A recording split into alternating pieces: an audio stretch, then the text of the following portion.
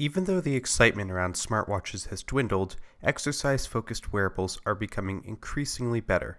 Sadly, they come at a high price for what seems like so little functionality.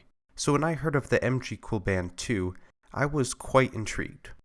Normally, I have pretty low expectations of Chinese products, but when I got my hands on this band, my low expectations were completely blown away by the quality and abilities of this product. I'm Ian from YourTechExplained, and in this review we take a closer look at what makes the MGCOOL Band 2 a pretty decent product.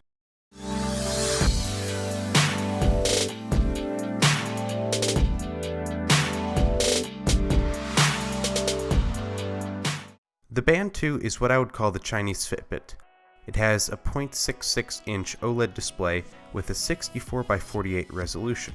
Inside is Bluetooth 4.0 so it can connect to your phone.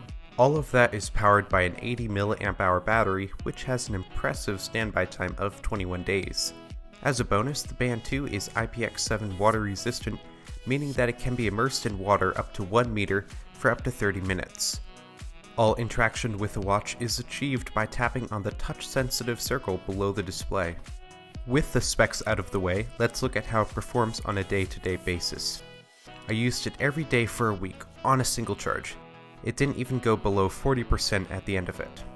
As for step counting, I initially thought it to be hyper, but after comparing it with a few Fitbits, it seems to be about on par with them, although it still might be a little hyper. There's also a sleep monitoring feature built into the watch. While I don't have anything to compare it to, it seems to be pretty accurate. It shows extremely light sleep, deep sleep, as well as awake times during the set sleeping hours. I found it provides you with a good idea of how you actually sleep. The Band 2 has some other neat features built in, like heart rate monitoring, running tracker, camera control, and music control. Those all worked as expected except for music control. I discovered the poor implementation of this the hard way. I simply crossed my arms and a few seconds later music started playing from my phone. This is because my arm managed to tap the touch sensor and cycle through the different screens until I long pressed on the play button. So, make sure to turn that setting off from the companion app. Speaking of the app, let's take a closer look at it. The app is mostly used for syncing data to your phone, so you can look at it in the app. The other use is for changing settings, but besides those two things, there's not much else to do. The good news is that the app is actually pretty well designed. Sure, it's not perfect, but it's a whole lot better than some Chinese apps I've used. Considering you don't have to open it all that often, that's perfectly acceptable. When it comes to the hardware of the watch, it's nothing special. The band is a nice silicone rubber, but the actual watch part is plastic.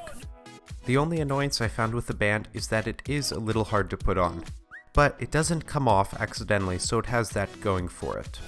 The oddest part about this watch is the charging clip.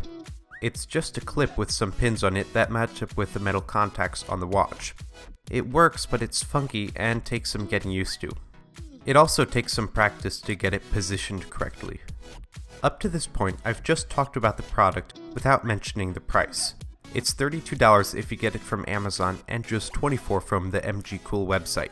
At this price point, it is certainly worth it, even if just for a clock. I know that I'll still be using this for fitness-related activities, or if I need a battery to last me while I'm on a trip.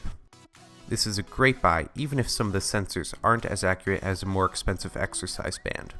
Purchase links to the MGCOOL Band 2 are in the description. Thank you so much for watching this video. If you enjoyed it, then like and subscribe for more content.